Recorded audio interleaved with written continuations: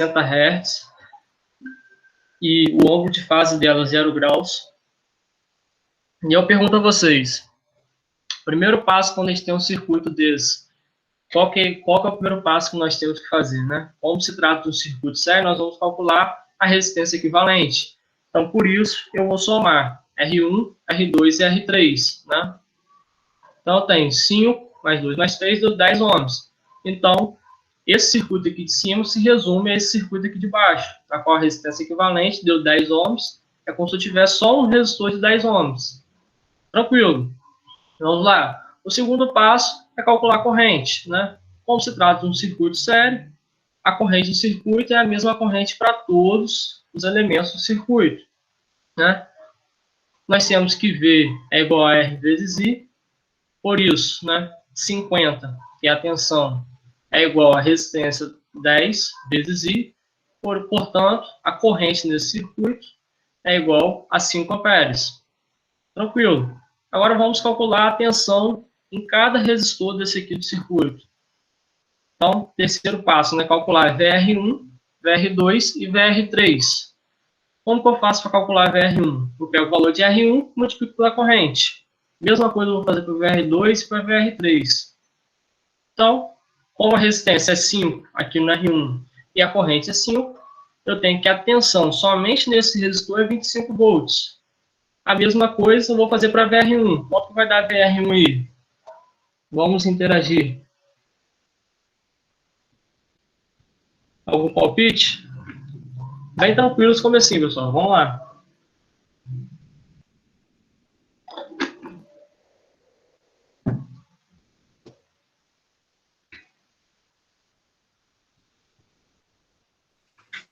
Hein, Marcos? Sim. Bota meu. Tô vendo. Tô pelo celular, meu notebook resolveu dar problema hoje. Ah, Pessoal, aí pode abrir o microfone um de cada vez para não embolar e responder aí se seria mais uma aproximação melhor, né, pessoal? Exatamente. Pode botar pelo chat, né? Mas quem quiser abrir o microfone e falar, e tiver aqui, alguma dúvida, pode também fazer. Exatamente. João Paulo aqui já está interagindo com a gente aqui, falou que é 10 volts, né? Então, 2 vezes 5, né? 2 da resistência vezes o 5 da corrente, vai dar os 10 volts, certo? E, na verdade, aqui eu até errei, né? É VR1, aqui é VR2, eu botei VR1 de novo, e aqui é VR3, para você entender. Então, VR3 vai ser a resistência vezes a corrente de novo, por isso 15 volts. E aí, no final, a gente faz uma conferência dos resultados, né? A gente sabe que no circuito sério, a soma das quedas de tensão tem que ser igual ao somatório também das elevações de tensão, né? Então, nós temos aqui, que nós perdemos aqui, nós temos uma queda nesse resistor de 25, 10 e 15. Somados, nós temos 50 volts, que é a mesma tensão, né, da nossa fonte. Então, na conferência de resultados, nós vimos que os cálculos que fizemos estão corretos. Tá? Bem simples, tá? Um circuitozinho puramente resistível.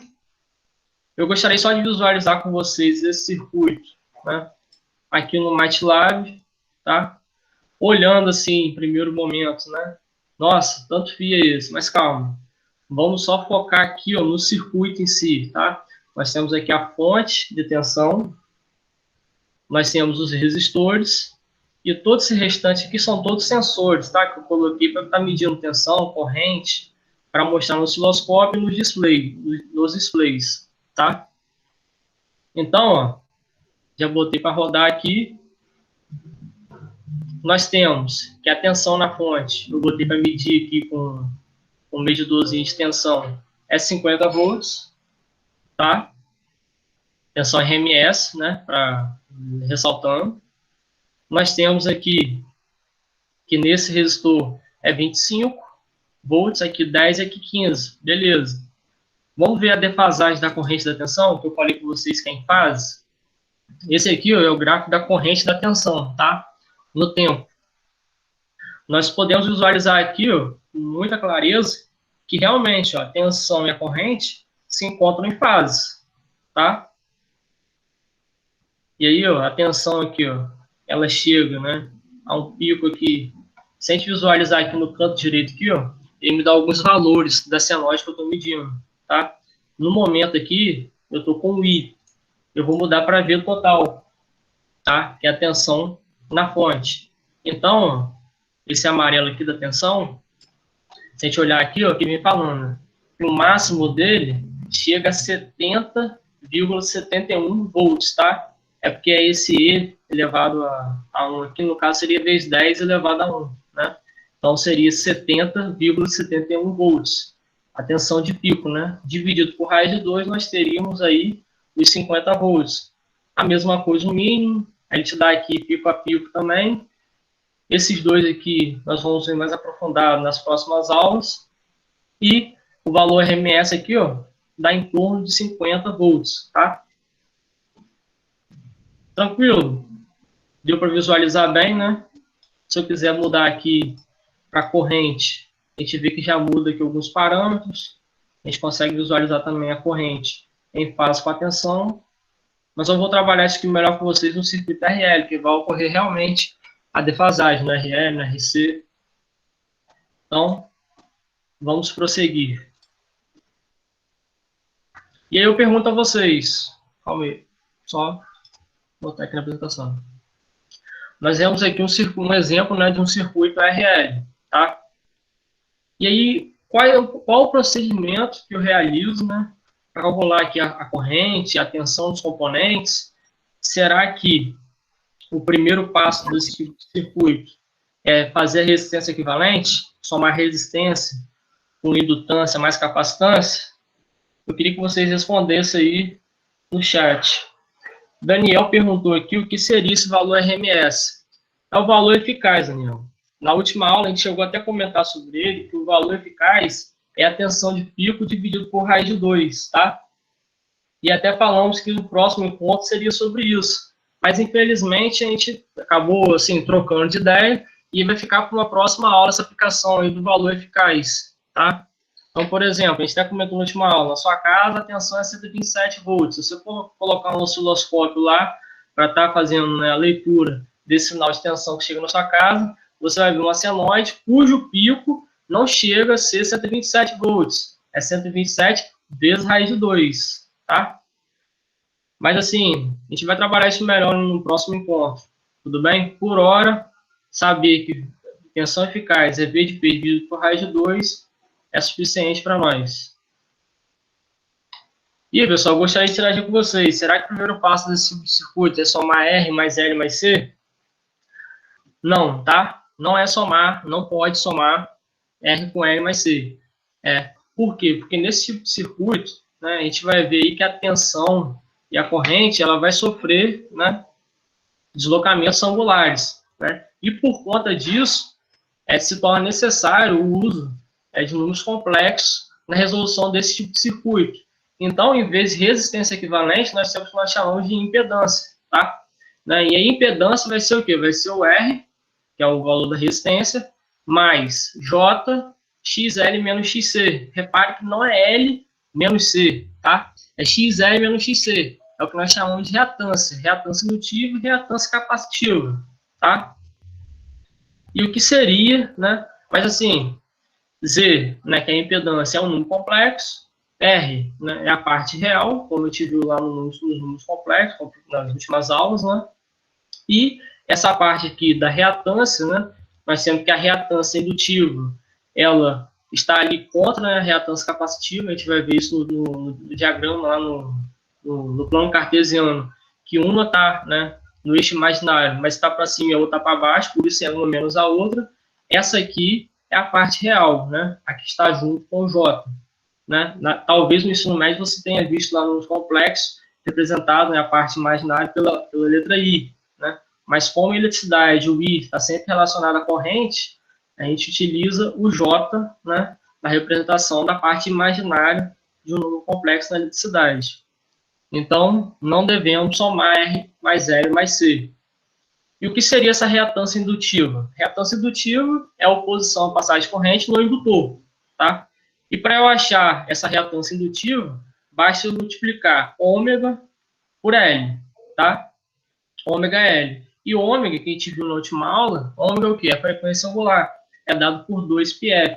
Então, reatância indutiva, a grosso modo, eu posso falar que é uma resistência imaginária, tá? Ela é 2πfL. Eu vou pegar 2 vezes π vezes a frequência, tá? Multiplicar por L. Assim, se eu tiver uma frequência muito baixa aqui, né? Vou falar que a corrente contínua, a frequência zero, né? Então, tem 2πfL. Se eu tiver qualquer termo zero aqui, eu tenho que XL vai ser zero também. Por isso, né? Então, assim, se eu tenho um XL, uma reatância, né? Uma resistência imaginária zero, muito baixa, eu tenho um curto-circuito. Então, por isso, em corrente contínua, o indutor se comporta como um curto-circuito, tá? Então, a XL reatância indutiva, a sua unidade é um ohm também, tá? O ômega, né? Esse Wzinho é a frequência angular, 2πf, a unidade radianos por segundo, e o L, indutância, né? A unidade é um R, como nós vimos. Beleza. A reatância capacitiva já é um pouquinho diferente. O que é reatância capacitiva? Né? É a oposição à passagem de corrente no capacitor. E para a gente achar ela, basta a gente fazer o quê? Dividir 1 por ômega C, tá? Lembrando que ômega, da mesma forma, 2πf, tá? Então, vai ficar 1 sobre 2πfc. E aí, se eu tenho uma frequência aqui no denominador 0, 1 dividido por 0, né? Na calculadora, a gente não consegue fazer.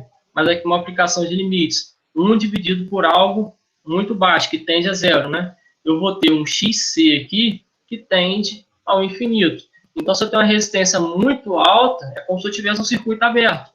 Por isso, o capacitor em corrente contínua se comporta, né, como um circuito aberto. Tá? Basicamente isso. Para achar XL, é só multiplicar W por L, e XC é 1 sobre WC, ou ômega C. Tá? Então, vamos lá, nossa impedância. Z é igual a R mais JXL menos XC ohms. Né? A parte real nós vimos que é o R, a parte da resistência, e a parte imaginária é a parte das reatâncias. Né? E nós temos aqui o nosso triângulo de impedâncias, que nós trabalhamos com ele. Nós podemos visualizar aqui o XL e o XC, ambos no eixo imaginário, porém, XL na parte positiva e XC na parte capacitiva. Então, eu vou calcular lá XL e XC e vou diminuir um por outro. Se XL for maior que XC, né, eu vou ter ali um valor de XL resultante. Então, meu triângulo vai ficar para cima aqui, tá? E aí eu vou ter o triângulo aqui, com R, XL e Z. Tudo bem? E o Uri perguntou aqui no chat, se tivesse mais um resistor, seria a resistência equivalente. Se tivesse mais um resistor aqui, Yuri, voltando aqui no nosso circuito, se tivesse mais um resistor, eu ia somar a parte real com parte real, tá? Então, assim, se tivesse um outro resistor de 2 ohms aqui, seria 4 mais 2, eu teria um resistor equivalente de 6. Então, esses 6 estaria aqui na parte real, tá? No R. Então, vamos prosseguir aqui. Se no meu triângulo aqui, XC, se sobrepôs a XL, se ele fosse maior que XL, eu teria o triângulo voltado para baixo, tá? Eu teria o Z aqui e o XC aqui, tá? E com isso eu teria um ângulo negativo aqui.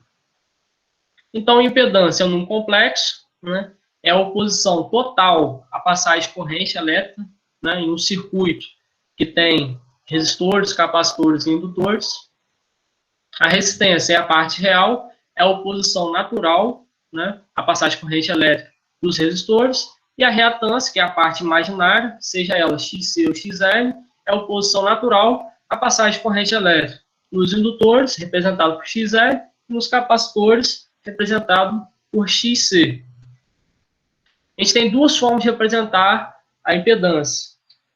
Tá, Luiz respondeu aqui, não foi comentário, não. Nós temos duas formas de representar a impedância, tá? Nós temos, primeiramente, a forma retangular, que foi a que a gente viu, ou cartesiana, tá? E nós temos a forma polar ou fasorial, né? Nós temos módulo e argumento, tá? Assim, as duas formas a gente consegue extrair, visualizar elas perfeitamente aqui no triângulo, tá? O Z, ele é aqui a nossa hipotenusa, tá? O R é a parte real, é a base aqui, o cateto adjacente desse ângulo, e o X é o cateto oposto, né? E aqui nós temos o módulo de Z, que vai ser a hipotenusa, e nós temos o ângulo, que é esse ângulo aqui de defasagem entre o R e o Z, tá? Para calcular o módulo de Z, basta a gente fazer Pitágoras, tá?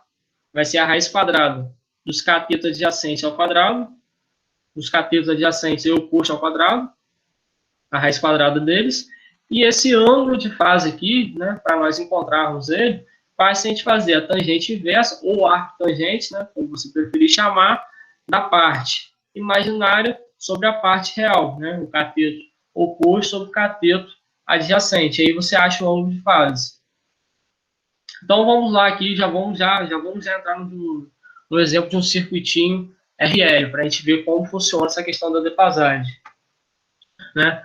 Então, ó, nós temos um circuito RL, e aí nós temos duas formas de representar ele, né? Então a gente vai montar primeiramente a forma retangular, que vai ser Z igual a R, né, que é a parte da resistência, mais JXL. O XL nós aprendemos como se calcula, nós vamos fazer isso no exercício.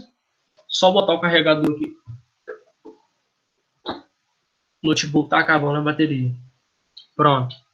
Né? E aí, a partir dessa expressão aqui, né, retangular, da forma retangular, nós acharemos a forma polar. Né? Como que eu faço isso? Transformando retangular em polar? Simples, como nós já vimos. Nós vamos calcular módulo a partir de Pitágoras, e nós vamos calcular o argumento, né, que é o ângulo de fase da impedância, a partir, né, da tangente inversa de XL sobre R. Bem simples, tá? E aí nós teremos aqui a nossa forma polar. Há aplicações que nós temos que fazer o contrário. Eu vou ter a forma polar, tá? E vou precisar transformar em retangular. Também é bem simples, basta a gente recorrer ao nosso triângulo da impedância, tá? Então, para calcular R aqui, o que eu vou precisar fazer? É a parte real. Eu vou pegar Z vezes cosseno de θ, tá? A gente sabe que cosseno é o cateto adjacente sobre hipotenusa, então a gente joga a hipotenusa lá para o lado, fica R igual a Z vezes cosseno de θ. E a parte imaginária, a gente vai encontrá-la a partir do seno, né? Cateto oposto sobre hipotenusa. Passa a hipotenusa para o outro lado, nós temos que XL é igual a Z vezes seno de θ. E aí, nós achamos, então, né? Nós saímos da forma polar para a retangular. Vamos parar de conversa, vamos começar aqui o nosso circuitinho aqui, a gente vai ver a questão da defasagem, a gente vai ver tudo isso aí. Então vamos lá. O primeiro passo aqui, como nós vimos, é calcular o valor de XL. Então, eu tenho que L nesse circuito aqui é 10,62 mH, tá? Então, pela expressão que nós vimos, XL, que é o que eu tenho que achar, é 2πfL, tá? Então, ó, 2, tá? Vezes π, 3,14, vezes f, que é a frequência, né? Está em 60 Hz, vezes 10,62, vezes 10 a menos 3. Por quê? Porque é mR, né? Lembrando que mili é 10 a menos 3. Então, multiplicando tudo isso, eu tenho que XL é igual a 4 ohms, tá? Então, o meu segundo passo vai ser montar a forma retangular, tá? Então, vou montar ela. Z igual a R mais JXL, portanto, Z é igual a parte real, que é igual a 3, tá? Mais J4 ohms, JXL. Tranquilo. Vou fazer agora a transformação dessa forma retangular em forma polar. Bem simples também. Faço aqui o cálculo de módulo. Eu tenho aqui módulo, né? Esqueci de colocar aqui os tracinhos aqui do lado. Mas vocês entenderam que módulo, nesse caso, vai ser 5 ohms, tá? E o ângulo de fase do módulo será x sobre r, né? O x, né, a parte imaginária é o 4, a parte real é o 3. Então, é tangente de 4 sobre 3, tangente inversa de 4 sobre 3, portanto, né, nós temos o ângulo de 53,13 graus. Por isso, né, nós saímos aqui da forma retangular, que é Z igual a 3 mais J4, nós temos aqui a forma polar, que é 5, ângulo 53,13 ohms. Eu andei muito rápido? Tá tranquilo até aqui? Responde no chat para mim. E, Marco, aproveitando aí, Pode falar, Luiz. esse conceito, aproveitando que o Yuri falou ali, né? Existe uma Sim, diferença do conceito entre resistência e impedância. correto. Então, em corrente alternada, a gente tem que sempre se referir à impedância equivalente e Do não à circuito. resistência equivalente. Correto. Eu sempre dou exemplo nos meus alunos, quando a gente pega um alto-falante, né, todo mundo aí, quem trabalha com áudio aí, ou mexe com som, curiosidade, a gente sabe que a impedância do alto-falante é de 8 ohms. A gente não fala Uhum. resistência de 8 ohms, né? É a Correto. impedância do alto-falante de 8 ohms, ou 4 ohms, ou alguma coisa assim. Correto. Então, existe uma diferença, né, Sim, entre impedância e resistência. Aí eu corretíssimo. vou, então, vou botar aí depois o pessoal do chat aí, coloca qual é essa diferença. Qual é a Correto. diferença entre resistência e impedância? Vamos ver quem vai botar no chat lá. Assim, nós podemos falar, né, tipo, se o circuito for puramente resistivo, né, nós temos que a resistência vai ser igual à impedância, né? Por isso que em alguns casos, questionado, a pessoa, a resistência é tanto, né? Mas só se o circuito for puramente resistivo. Agora, se esse circuito tiver ali um elemento indutivo ou capacitivo, eu já não posso mais me referir somente à resistência, eu tenho que falar da impedância, né? Que é aí a representação da oposição total à passagem de corrente elétrica nesse tipo de circuito. Aí o Alex respondeu que a resistência é a parte real da impedância, né? Tranquilo. Então vamos seguir aqui, ó. Já achei o XL, achei a impedância das duas formas, achei na forma retangular e na forma polar. E aí nós vamos aqui calcular agora a corrente. Nós temos que corrente no circuito é igual a tensão sobre a resistência ou impedância, o XL, né? No caso, como a gente está calculando a corrente de um circuito todo, né? Nós temos que considerar a impedância, tá? Não posso considerar só R, tá? Então, assim, por V, né? Se a gente parar para analisar aqui, ele é 20 ângulo zero, né? E a minha impedância aqui no meu circuito, eu tenho duas formas de representá-la. Como eu estou fazendo uma divisão, né, eu não posso fazer divisão de números complexos, eu não posso fazer com ele na forma retangular, como o Juliano comentou na última aula. Eu tenho que fazer na forma polar, né? Então, ó, 20 ângulo zero da tensão, dividido pela impedância, que é 5 ângulo 53,13.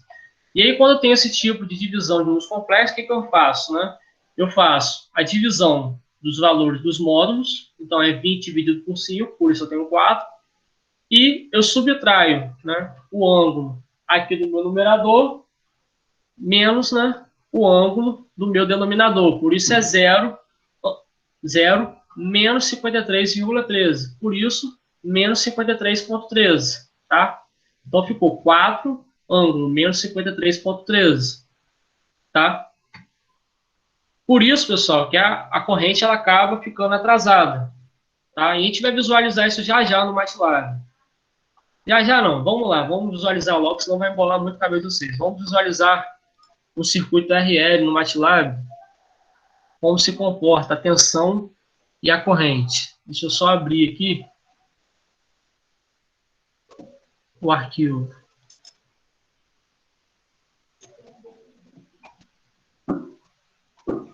Pronto.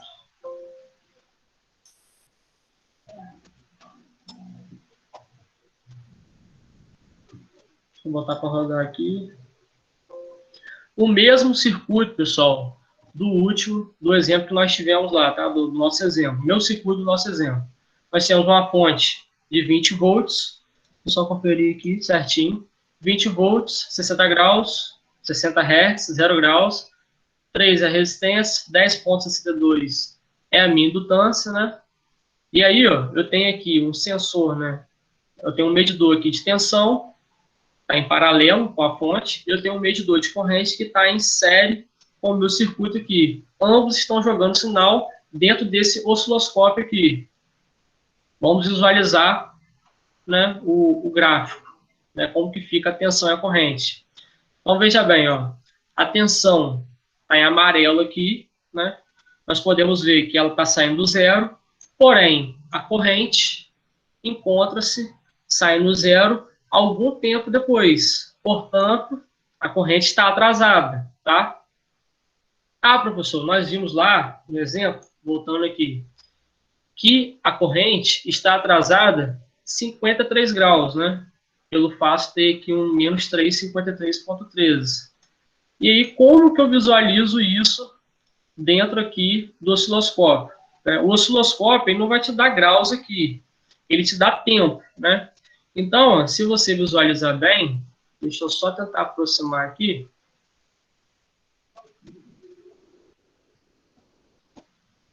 O exato momento em que a corrente está passando pelo zero,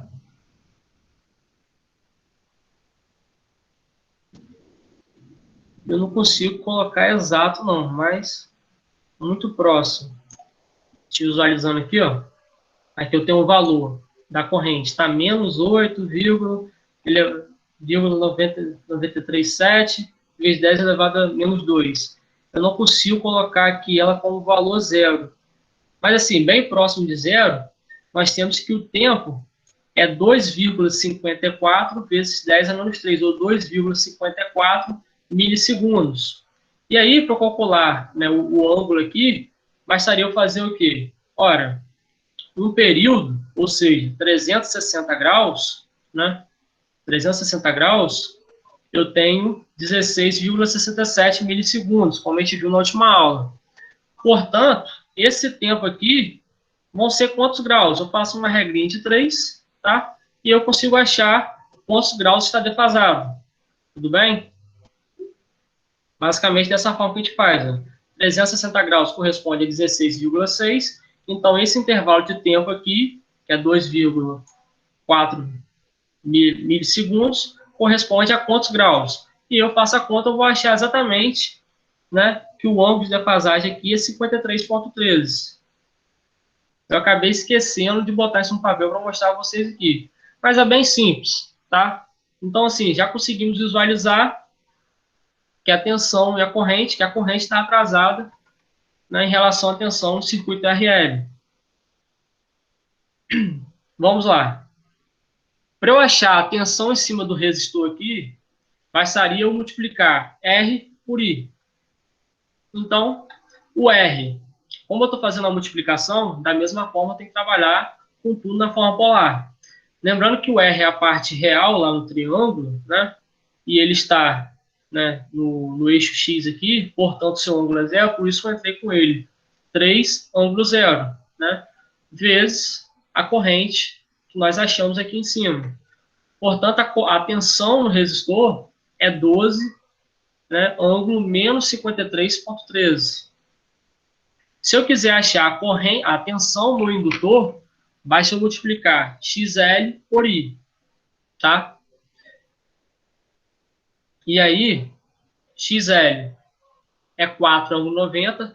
Se a gente voltar lá no triângulo lá, nós iremos visualizar, né, que o XL está no eixo imaginário, né, na parte positiva, por isso 90 graus, tá?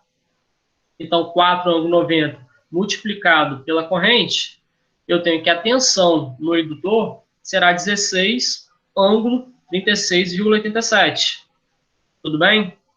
E aí, antes de fazer a conferência dos resultados, né, eu gostaria de só visualizar com vocês, rapidamente, como fica os diagramas, né, fasoriais aqui do meu circuito. Primeiramente, diagrama da impedância. Vamos ver se abre aqui. Diagrama da impedância, ó. O XL aqui no eixo imaginário, na parte positiva, por isso os 90 graus que nós adotamos lá. o R na parte real aqui, né? Por isso 0 graus. Nós temos a impedância, né? Que foi 5, ângulo 53,13. Então, ok, né? Nosso diagrama facilita essa visualização. O diagrama da tensão e da corrente, né? A tensão, ela está aqui com 20 volts, né? E a nossa corrente, 4 amperes. Porém, a nossa corrente é atrasada 53,13 graus em relação à tensão, né? Por isso, esse ângulo de menos 53,13 aqui, tá? Esse é o diagrama fasorial da corrente e tensão. E o diagrama das tensões, né? A tensão no resistor, nós vimos lá que deu 12, já vou voltar lá. E a tensão no indutor deu 16, né? E aí eu pergunto a vocês, em um circuito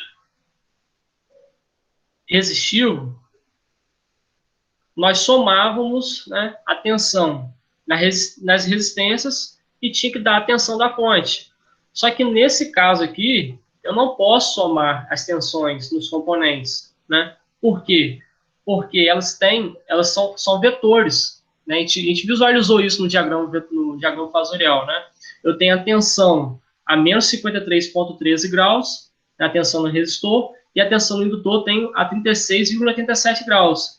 Então, como que eu faço, né, essa conferência de resultados? Eu posso somar? Algebricamente, não. Eu só posso somar vetorialmente. Então, ó, só para vocês visualizarem por que vetorialmente. Né? Aqui, ó, nós temos VL, né, que nós falamos, e VR. Se a gente somar 53,13 por 36,37, nós temos aqui um ângulo reto, 90 graus, tá? E aí eu caio na mesma situação lá no módulo, ó, se eu parar para analisar, ó, eu posso rebater essa do VL aqui para esse lado aqui, eu vou ter um triângulo retão, e aí eu faço aqui Pitágoras, tá? Ó, o cateto adjacente, o cateto oposto, somado, né, o quadrado deles, tem que dar o valor de tensão ao quadrado. Então, na conferência de resultados aqui, eu tenho que V, que é a tensão da fonte, é igual a raiz quadrada de VR ao quadrado mais VL ao quadrado. Por isso, é uma soma vetorial, ó, de 12 ao quadrado mais 16 ao quadrado. Fazendo a raiz quadrada, eu tenho, sim, os 20 volts aqui da fonte. Tranquilo? Tranquilo, Luiz? Posso prosseguir aqui? Talvez eu tenha andado um pouco pressa demais. Se alguém tiver alguma dúvida, pode abrir o microfone aí que a gente procura responder. Eu sempre falo para os alunos lá, quando ninguém pergunta nada, ou todo mundo entendeu tudo, ou ninguém entendeu nada. Sempre Pois brinco com é. eles e falo. O meu medo é a segunda situação. Eu E é acredito que muita seja a informação. primeira. Acredito que seja a primeira informação, a primeira situação aí. Mas Será cadê? que eu Bota acho que aí, não? gente. O pessoal fica meio acanhado de abrir o microfone. É, a Se gente alguém tá em tiver mini alguma dúvida, curso, pessoal, pode perguntar no chat aí, ou pode abrir o microfone que eu respondo aqui. Posso fazer a pergunta de aluno aqui? Pode fazer isso, pode sim. É só uma dúvida aí que pode ser de algum aluno aí, pode estar Sim. com vergonha. Você somou lá os ângulos da tensão de VR e VL e deu 90 Exato. Quer graus. que eu bote aqui o diagrama? Vou botar aqui. Sempre vai dar essa soma 90 Deu graus 90 graus. ou não? Ou pode dar Não, um outro sempre vai dar ângulo? 90. Sempre Sempre dá 90 90. graus. Sempre vai dar Tá, 90 e a gente vai ver beleza. isso Era isso. através de experimentações, a gente consegue chegar a essa conclusão. Sempre dá 90 o circuito RL. Show. Show de bola. Valeu. Ninguém aqui, pelo que estou vendo, ninguém tem nenhuma dúvida. Assim, de conclusão que a gente pode tirar do circuito RL é que quanto maior a reatância indutiva, né, esse XL aqui, ó, quanto maior a minha indutância, maior vai ser a minha reatância. E quanto maior essa reatância aqui, maior vai ser o ângulo de defasagem entre a corrente e a tensão. Por quê? Né? Aqui, ó, tangente inversa. O ângulo de defasagem é a tangente inversa de x sobre r. Quanto maior esse valor de x aqui, maior vai ser esse ângulo de defasagem. Né? Quanto menor o r também, vai ser a mesma coisa. Então, por isso que lá, quando a gente tinha um circuito puramente indutivo, que nós só tínhamos aqui a parte, né, reativa, a parte imaginária, então só tinha essa parte de cima aqui, ó, de x. Então, era por isso que eu tinha lá um ângulo de 90 graus, que é também o limite da defasagem, tá? num circuito RL, RLC, eu vou ter no máximo uma defasagem de 90 graus entre corrente e tensão, né?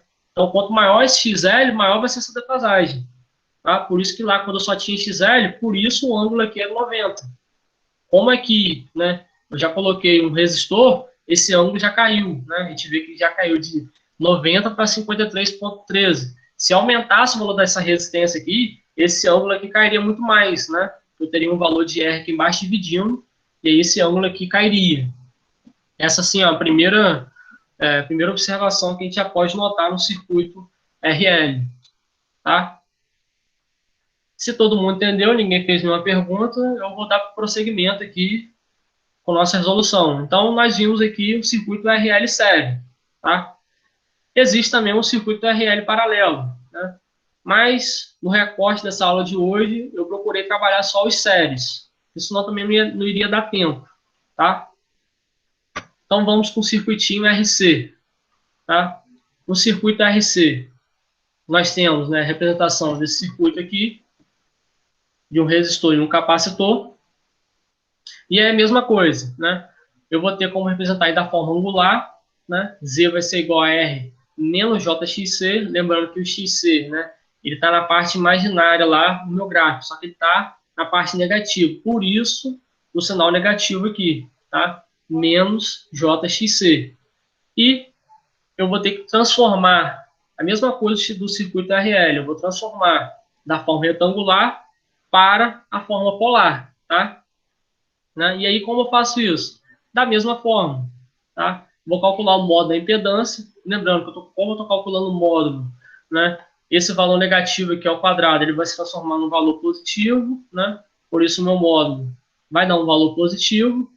Só que o ângulo de fase já é diferente. Como eu vou entrar com um valor negativo aqui, né? No XC, da parte imaginária do X, da reatância, o meu ângulo vai acabar sendo um ângulo negativo, tá? Então, eu vou ter um módulo de Z e um ângulo negativo nesse caso, tá? Do circuito RC. E aí, em algumas situações, a gente vai precisar fazer a transformação inversa, de polar para retangular. Mesma forma, tá, pessoal? R vai ser igual a Z vezes cosseno e XC vai ser Z vezes cosseno. Aqui já dá para a gente visualizar melhor, né? Como eu tenho uma reatância que é negativa, o meu triângulo ficou para baixo, né? E o meu ângulo aqui vai ser negativo. Então, eu transformaria, né, da forma polar para retangular, como está representado aqui. Então, vamos também ao exemplo aqui de um circuitinho RC, tá? O primeiro passo é igual ao circuito RL, né? No circuito RL eu calculava o XL, só que aqui eu calculo o XC. Então, o primeiro passo, calcular XC. Como que eu faço isso? Lembrando a forma de XC. 1 sobre 2π FC, né? Então, é 1 sobre 2, 3,14. A frequência, mesma coisa, 60 Hz. E a minha capacitância, 379,13, né? Como aqui é micro, lembrando, micro é 10 a menos 6, né?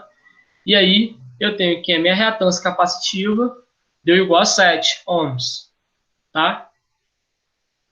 Segundo passo, mesma coisa, vamos calcular Z, né? Forma retangular, Z igual a R menos JXC.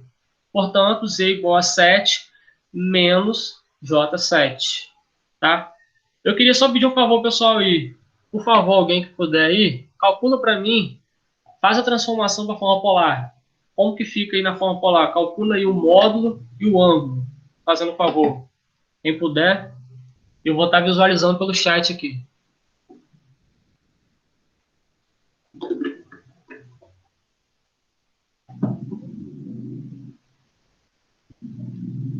Luiz, se quiser fazer um comentário. É a pergunta do Jean aí, uma dúvida. Ah, tá, Jean. Existe algum tipo de prejuízo barra perda? Quanto maior for esse ângulo de defasagem? Sim, tá? Porque, assim, quanto maior for esse XC, né, ou XL, né, eu vou ter uma queda de tensão em cima desse capacitor ou indutor, né? Quanto maior o XL ou XC, maior vai ser essa queda de tensão, né? E quanto maior essa queda de tensão, né? Potência é o quê? Potência é tensão vezes corrente. Eu vou ter uma perda de potência nesses componentes, tá? O que a gente chama, nós chamamos de potência reativa, tá?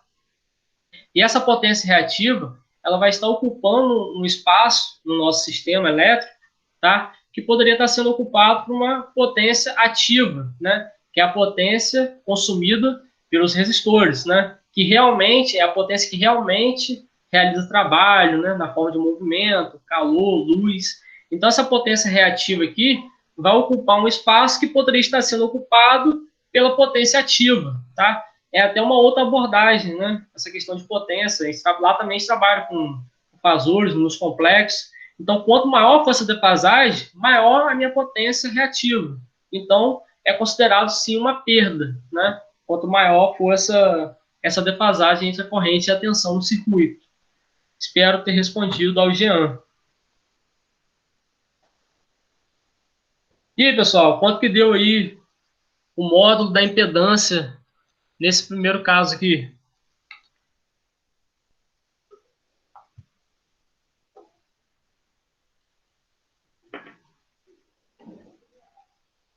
Ian Barcelos, 9,89, perfeitamente. Ó, módulo é igual a R quadrado mais XC ao quadrado, né? Nós temos que o módulo deu 9,89. Beleza. Vou pedir a vocês que calculem também o ângulo para mim, para facilitar aqui para gente. Para ver se o pessoal tá fera mesmo.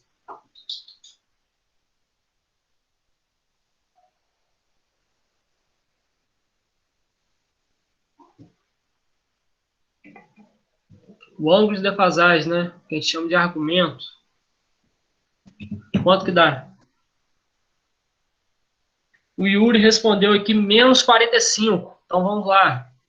Ângulo de fase é arco tangente ou tangente inversa de x sobre r, né? Como a minha parte imaginária é menos 7 e a parte real, né, é 7, tangente inversa disso me dá, né, menos 45 graus se vocês fizerem a continha aí na sua calculadora. Então, a forma polar, né, transformando aqui da forma retangular para a forma polar, eu tenho que a impedância é igual a 9,89, certo? Ângulo menos 45. Beleza. Então, vamos seguir o nosso passo aqui. Terceiro passo, eu gostaria de calcular com vocês a corrente e as tensões dos componentes, né? Vamos ver quem me ajuda aí também. Como que eu acho a corrente aqui? Lembrando que tensão aqui é 10, ângulo zero, certo? E o meu Z é esse valor aqui. Quem puder calcular, bota aí no chat que eu vou estar visualizando aqui.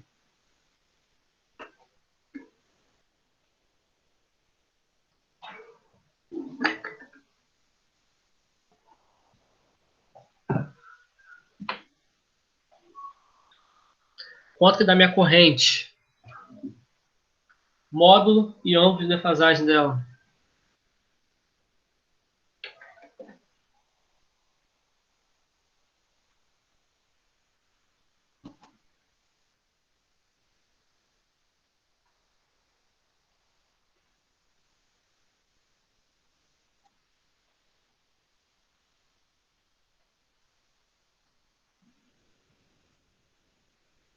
Tá difícil a conta, pessoal? Conta fácil dessa, poxa.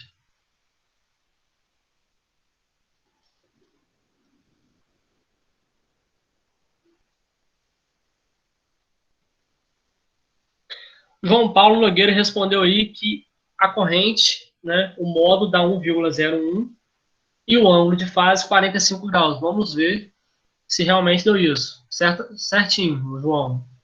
Eu tenho aqui, ó, a tensão que é 10 ângulo zero e a minha impedância 9,89 menos 45. 10 dividido por 9,89, 1,01 e 0 menos 45, né? Como eu tenho esse menos aqui, eu vou ter mais. Então, mais 45 graus é o ângulo aqui, né? O argumento da minha corrente, tá? Então, vamos visualizar isso aqui rapidamente, no MATLAB aqui, para a gente ver o comportamento da tensão e da corrente.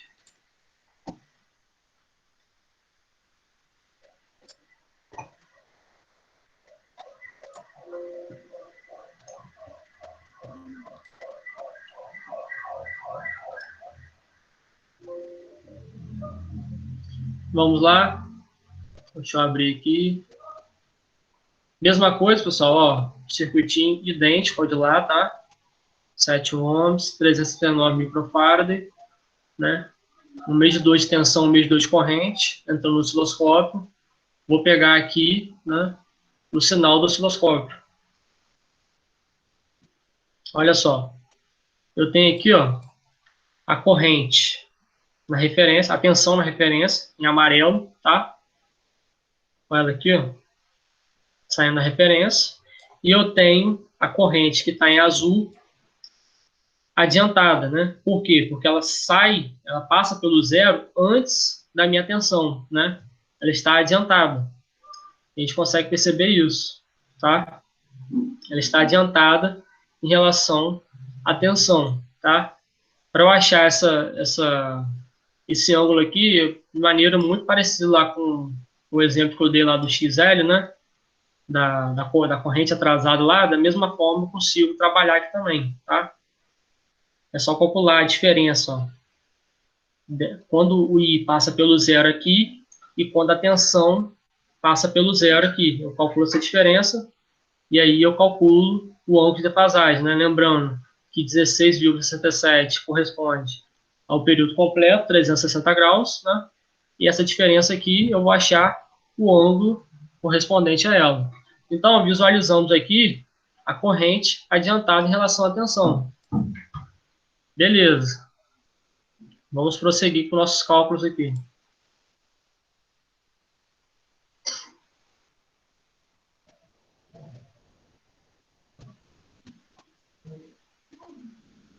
Então, vamos lá. Para calcular a tensão no resistor, basta multiplicar R por I, né? Então, R, nós vimos lá no último exemplo que R era 7 ângulo zero, né? Pelo fato de estar aqui no eixo dos números reais, né? E a corrente aqui, 1,01, ângulo 45 graus. Então, a tensão no resistor deu 7,07, ângulo 45 graus. Tá? 7 vezes 1,01, 7,07, e 0 mais 45, 45 graus. Essa é a tensão no resistor. Tá?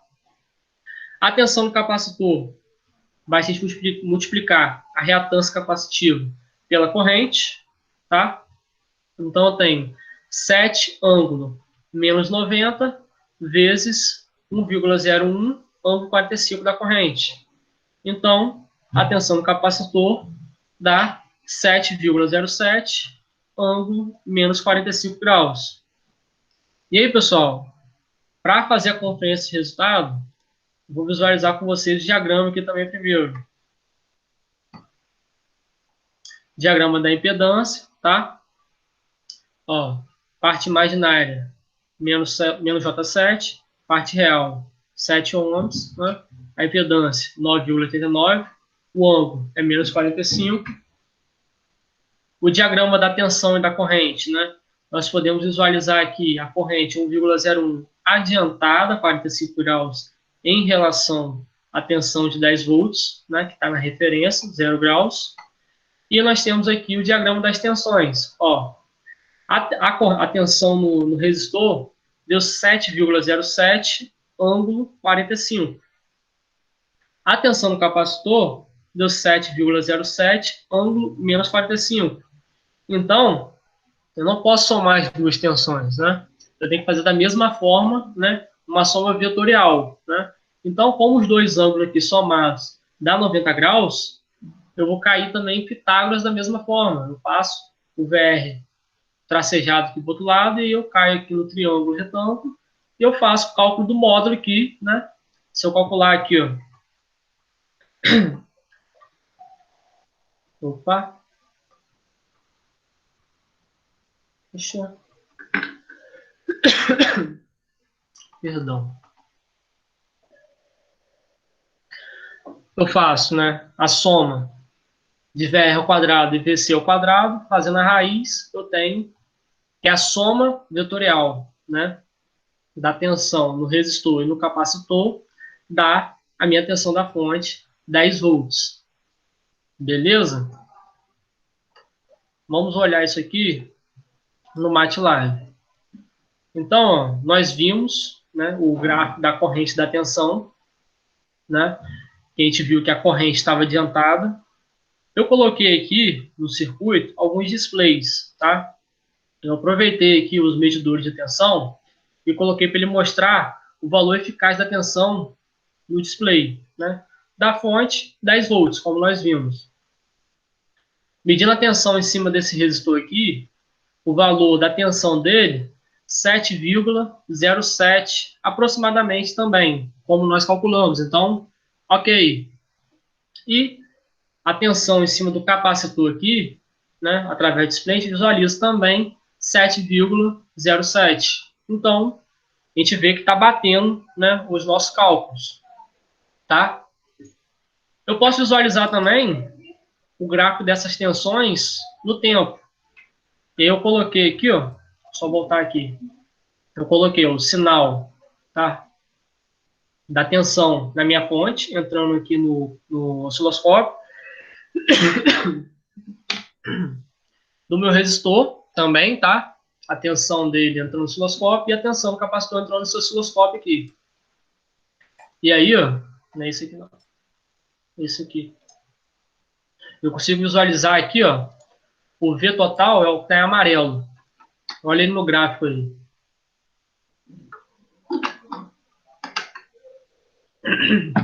Eu consigo visualizar o V total, tá? O VR, né, que está adiantado 45 graus, e o VC, que está atrasado 45 graus, tá? Só uma forma de a gente visualizar também. Mas assim, eu acho que fica bem claro o porquê de se trabalhar com diagrama fasorial. Fica muito mais fácil de a gente enxergar essas defasagens no diagrama fasorial, né? Então, por isso que te utiliza muito. Eu estava até dando uma pesquisada, né, historicamente, como que se passou, né, utilizar o diagrama fasorial dos circuitos elétricos. Eu esqueci o nome do autor, mas o nome do autor, o sobrenome dele é até Proteus, né? Inclusive um simulador que nós utilizamos muito na elétrica e na eletrônica, né?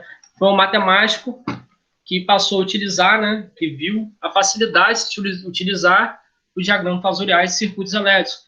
Fica muito mais fácil a gente enxergar essas defasagens a partir do diagrama fasorial, muito mais fácil do que você vir aqui ter que ficar calculando tempo para achar o ângulo, né? E aqui, ó, nós temos aqui o valor de pico, eu teria que pegar o valor de pico, dividir por raiz de 2, né? Então, seria muito mais fácil trabalhar com isso, né, no diagrama fasorial, tá? Com a representação das defasagens, né, e os valores eficazes. É muito mais fácil, muito mais fácil. Pessoal, da mesma forma aqui, ó, se eu tiver um XC muito maior, quanto maior o meu XC, maior também vai ser a minha defasagem da corrente em relação à tensão. Mais adiantada vai ser minha tensão se o meu XC for maior aqui, tá? Pelo fato de ser numerador, da mesma forma que a gente viu no exemplo anterior, tá? Se esse XC for maior aqui, esse ângulo aqui vai tender, né? Se ele tendeu, enfim, se esse XC aqui, se só tivesse XC, esse ângulo aqui vai ser 90 graus. Como nós vimos, né, no circuito puramente capacitivo.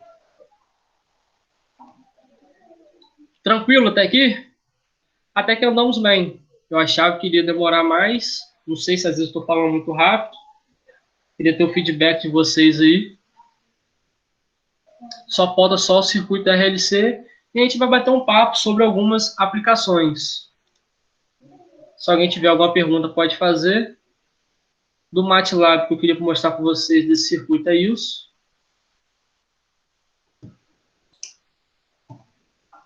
Não tenho nenhuma pergunta. Vou prosseguir para o circuito RLC e é o último exemplo de circuito que nós vamos trabalhar, tá?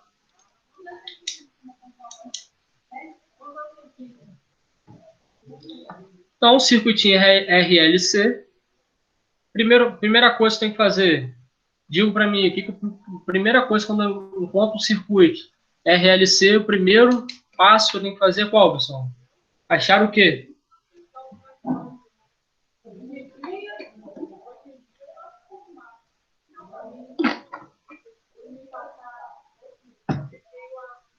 Estão ouvindo bem, pessoal? Estão me ouvindo direitinho?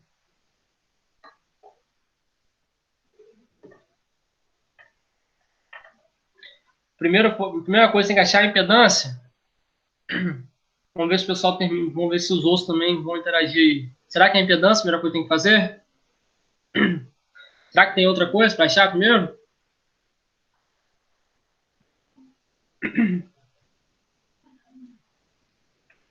XL, XC. Muito bom, cara. É isso aí. Primeira coisa que tem que achar são as reatâncias, tá? Lembrando que aqui eu tenho valor de indutância e capacitância. Eu tenho que achar as reatâncias, né? É a minha resistência imaginária lá, grosseiramente falando. De propósito, nesse tipo de circuito aqui, para facilitar para a gente, eu coloquei o valor de L e de C idênticos das últimas questões que fizemos, tá? Então, calculando XL e XC, a gente calculou na última questão, né, que XL foi o quê? 2πfL, né, e deu 4 ohms, né? Eu utilizei o mesmo valor aqui, 10,62 mAh. E o XC, eu utilizei também o mesmo valor, né, da última questão do circuitinho RC, 379,13. Portanto, o meu XC foi 7 ohms, né? E aí, agora, eu acho a impedância, né? Vamos calcular o Z aqui, na forma retangular. Como será que eu vou achar o Z aqui, pessoal? Z vai ser igual a R, né, mais XL menos XC, né? Eu já coloquei aqui 4 menos 7, né? XL 4, XC 7. Né? Então, eu tenho que a impedância, na forma retangular, é igual a R, 4, menos J3 ohms. Né? Porque foi 4 menos 7, eu tenho aqui menos J3. E aí, o próximo passo é transformar da forma retangular para polar. Então, eu faço um módulo, né? Sendo que a parte imaginária aqui, né, x ao quadrado, vai ser xl menos xc, nós já achamos que é menos 3, 4 ao quadrado mais, entre parênteses, menos 3 ao quadrado, né, vai ficar 9 mais 16, portanto, raiz de 25 igual a 5 ohms, é o módulo da minha impedância, tá? O ângulo de fase. Vou pedir aí o pessoal para calcular, para me ajudar também. Como que eu acho o ângulo de fase aqui? Qual o valor que vai dar? Lembrando lá, arco tangente de x sobre r, tá? E x, aqui eu tenho que trabalhar com o valor resultante de x, né? Que no caso foi menos 3. Quanto que dá aí o ângulo de defasagem?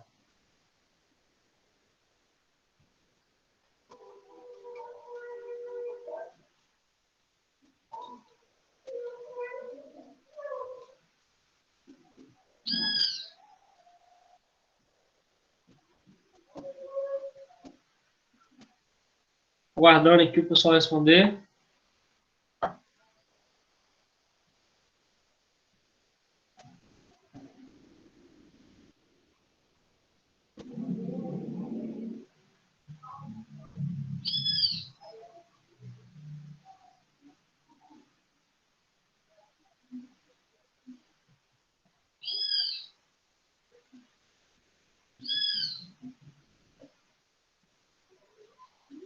Menos 37 graus. Vamos ver aqui se realmente deu isso. Assim, aproximadamente vai dar 37. 36,87, né? Menos 36,87. Eu vou trabalhar com duas casas decimais, tá, João Paulo? E fica melhor a gente fazer essa aproximação com duas casas decimais. Mas é isso aí mesmo. Parte imaginária sobre real, então menos 3, né? Sobre 4, ângulo menos 36,87. Então, a forma polar, eu tenho 5, ângulo menos 36,87. Show de bola. Agora eu vou pedir a vocês para calcular para mim corrente, tensão no resistor e tensão no capacitor, tá? Tudo bonitinho, com módulo e ângulo. Quero que vocês me ajudem aí a calcular. Você tem que fazer alguma coisa, pessoal.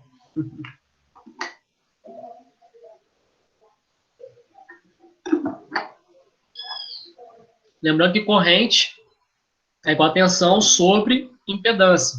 Quanto que dá o valor da corrente aí? Essa eu gostaria que todo mundo participasse, tá?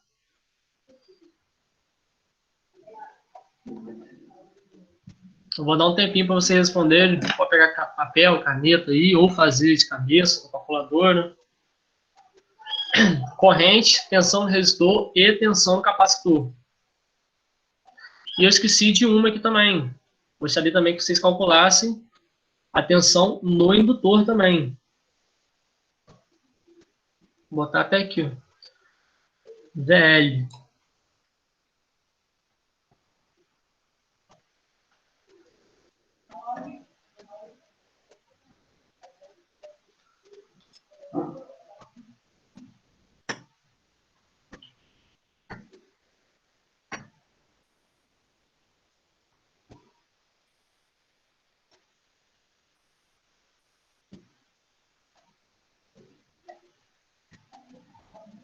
Tô com a resposta ali aparecendo no bobeiro. Calcule para mim, pessoal. Corrente, tensão no resistor, no indutor e no capacitor. Luiz, se tiver fazer algum comentário, pode fazer também. Juliana, Flávia.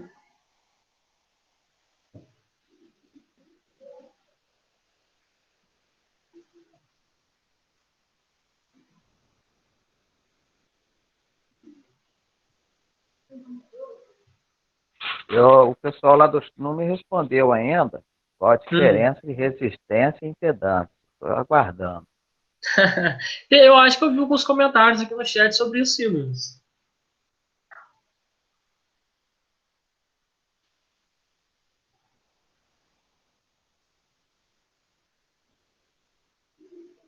A Alexa respondeu.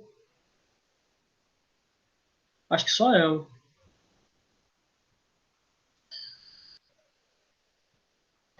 Vamos lá, pessoal. Ian Baciel já colocou a resposta aqui. Os outros estão participando, não só Ian que participa. Teve mais um que também está participando sempre, o João Paulo. Vamos lá, a corrente dá isso aí mesmo? Gostaria que vocês fizessem.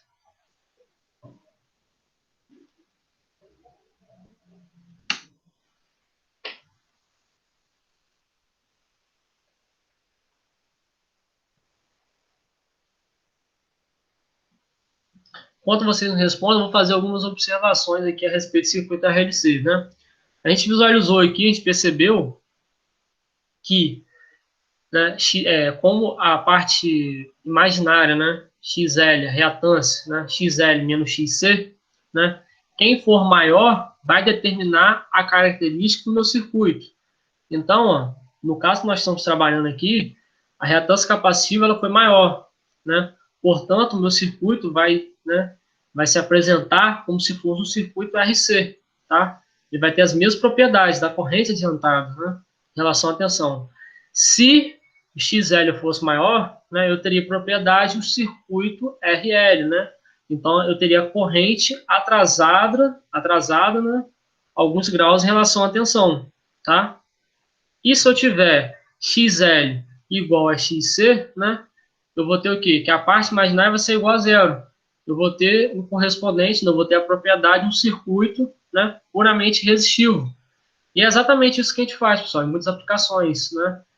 Nós temos aí motores elétricos, transformadores, né? Tem vários equipamentos elétricos, né, que têm propriedades indutivas. E para fazer a correção disso, a gente utiliza, né? A gente faz a instalação, né, de um capacitor. Na maioria dos casos, a instalação do capacitor é em paralelo, tá? E a gente não vai ter tempo hoje de trabalhar um circuito paralelo. Mas há situações também, né, que a gente utiliza capacitores sérios, tá, para fazer, né, esse ajuste aí da reatância. Exemplo disso são linhas de transmissões. Eu não sei se eu vi Marcelo aqui, Marcelo que é fera nisso. Eu sou Marcelo, ele estava aqui, está aqui, eu acho. Nós temos aí capacitores sérios que são instalados, né, em linhas de transmissões. Não é muito comum o uso, mas existe capacitores sérios, né, instalados em linhas de transmissões para, né, fazer essa, digamos, essa correção, tá, da reatância. Na verdade, é uma compensação, né, da reatância.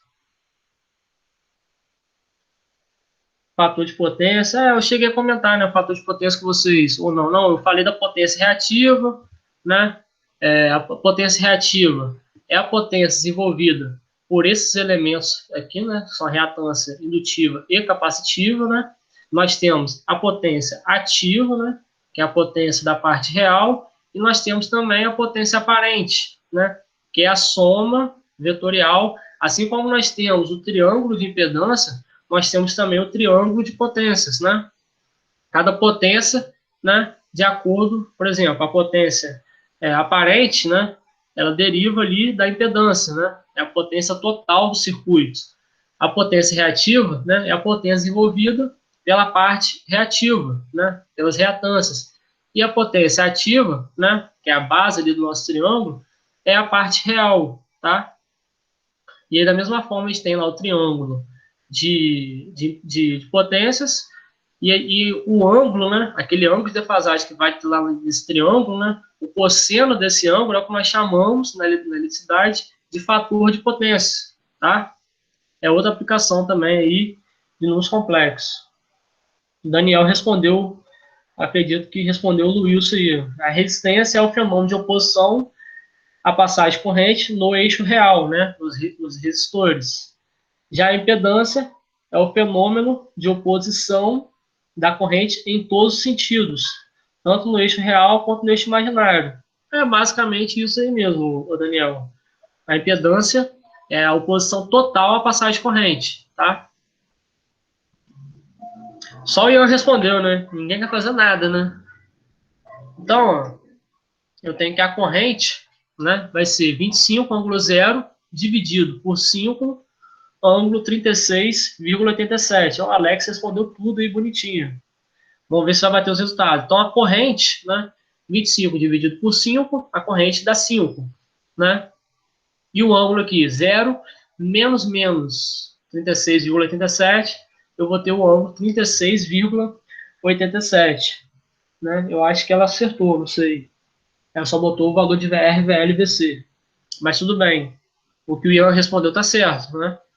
Então, a corrente aqui nesse circuito, ela está adiantada, né, em relação à tensão, pelo fato da reatância capacitiva, né, ser maior do que a indutiva, tá? Então, VR, tá?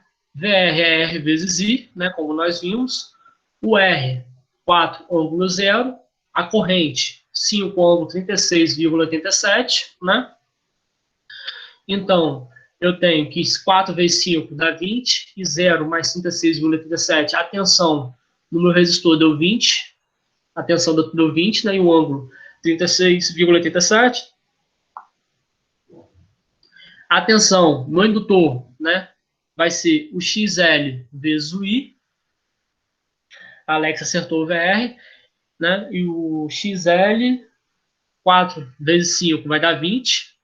90 mais 36,87 dá 126,87. Também acertou, tá? 90 mais 36,87, por isso esse ângulo de 126. E a tensão no capacitor, 7, ângulo menos 90, vezes 5, ângulo 36,87, 35, e o ângulo menos 53,13. Perfeito. E agora, o que eu faço? Eu vou somar, fazer a soma vetorial de tudo que eu coloco lá, uma raiz quadrada de VR ao quadrado, mais VL ao quadrado, mais VC ao quadrado. Será que é assim? Não, né? Primeiro a gente tem que fazer o quê? Vamos visualizar aqui primeiramente o diagrama da impedância, né? Igual das outras questões, né? XC deu menos 3, 4, aqui deu 5,36,83. O diagrama da corrente da tensão, a gente visualiza aqui, né, a corrente adiantada, perfeito. E aí agora a gente cai aqui no diagrama das tensões, tá? O VR deu 20, ângulo 36,87, tá? Certinho. O VL deu 20, né, ângulo 126,87, tá? Aqui, ó, 126,87, ó, o VL aqui. E o VC deu 35, ângulo 53,13, né? Então, assim, não basta eu fazer a soma lá, BR ao quadrado, VL ao quadrado, VC ao quadrado, fazer raiz quadrada de tudo. É uma soma vetorial. Cada caso vai ser um caso. Vamos analisar aqui no nosso diagrama o que a gente pode fazer. Ó, eu tenho que VL e VC, né?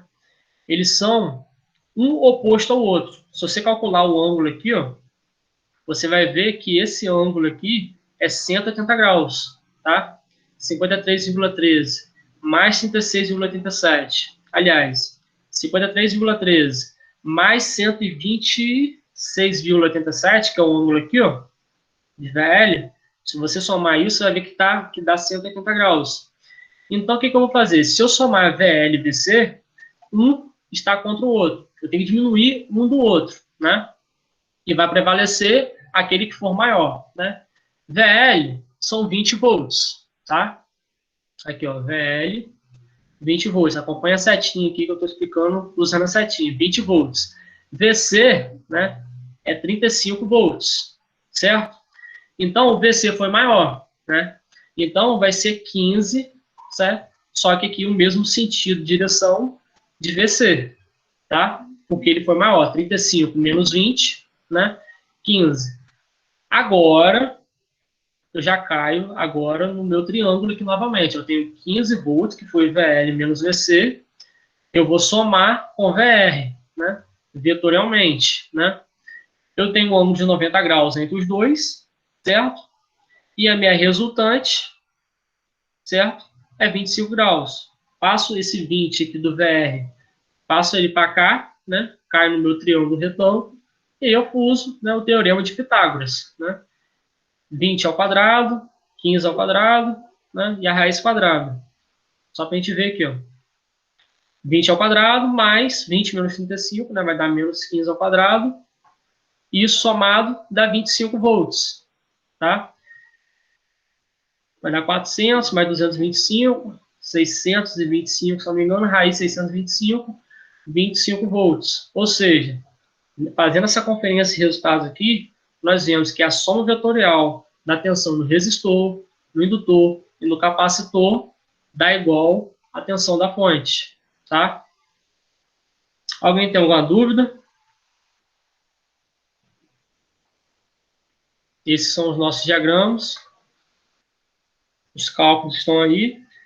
Se ninguém tiver alguma dúvida, eu vou para o MATLAB, tentar mostrar isso para vocês lá, graficamente, como fica. Não tendo dúvidas, lá vou eu para o MATLAB. Circuito RLC.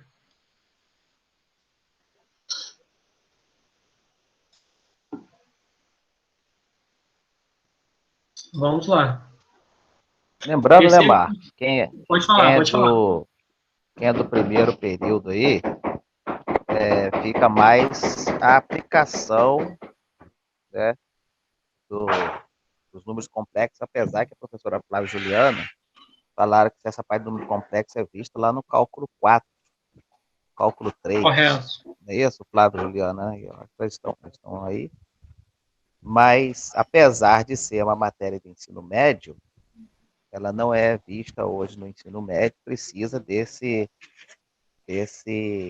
revisão, vamos dizer assim, um aprofundamento melhor nessa parte. Porque é uma matemática super importante para a parte de engenharia. Correto. Explica muitos fenômenos, né, que acontecem na prática.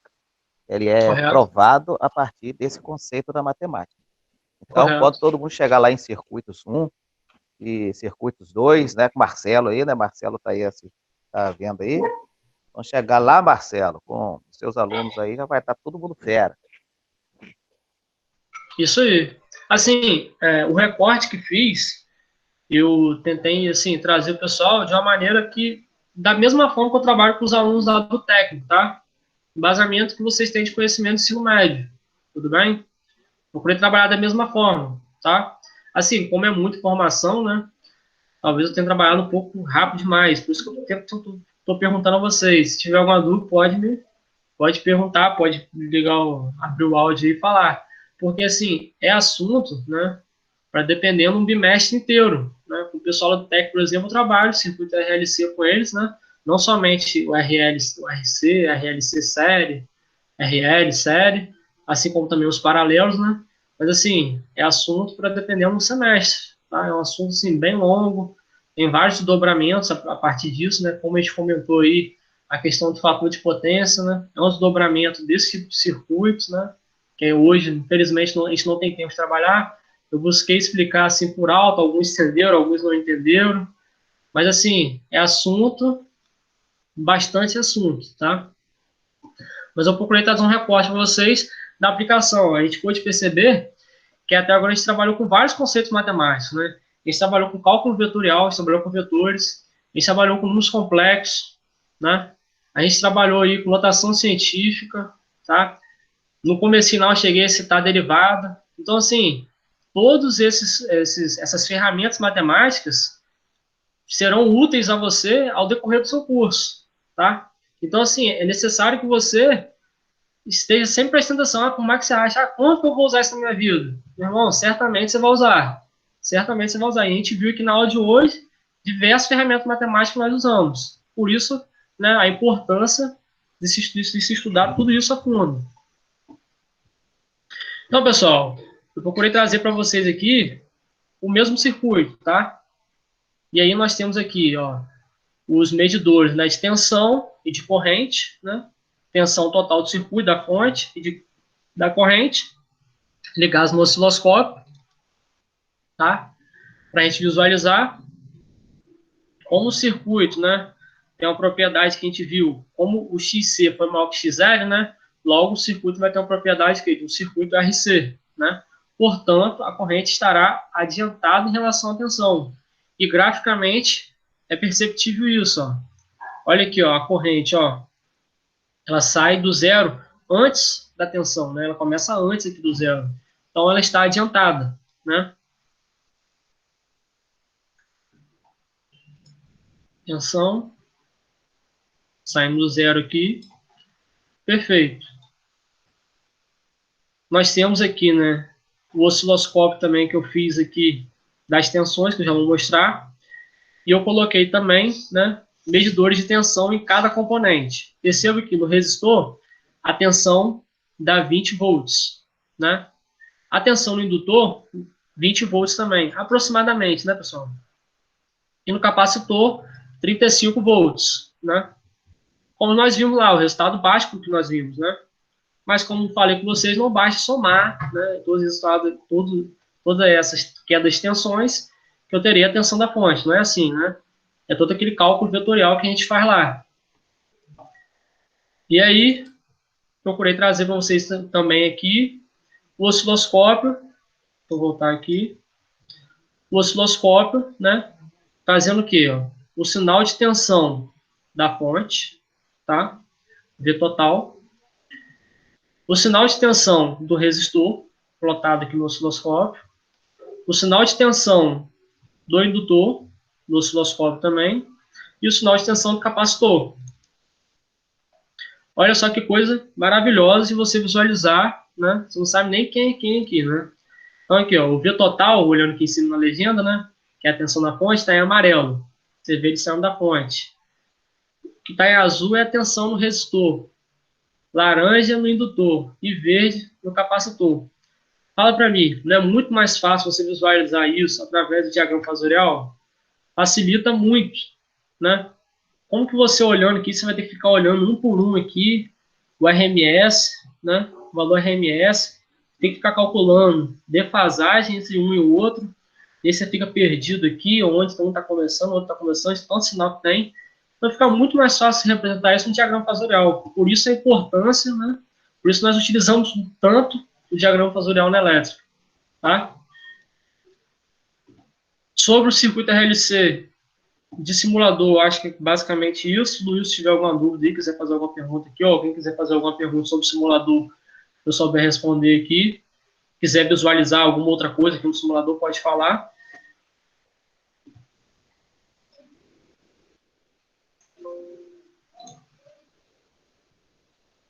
Ninguém tem dúvida, não? Posso prosseguir? Caminhando para o final, então. Poxa,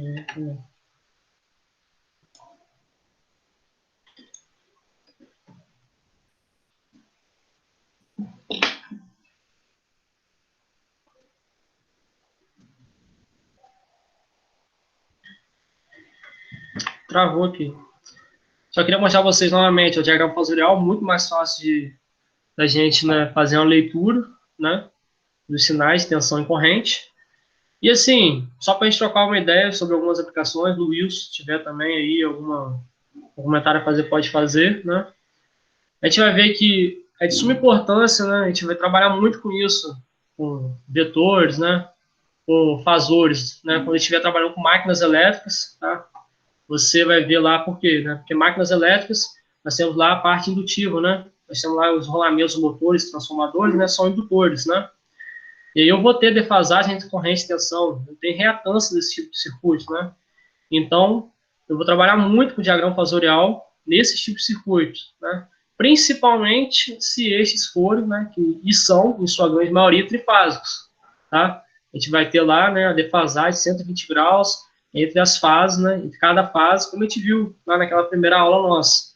Então, assim, é de suma importância, né, a utilização de fasores na aplicação lá em máquinas elétricas, principalmente se forem trifásicos, tá? Linha de transmissão também, você vai trabalhar muito, né? Cálculos lá de fluxo de potência, tá?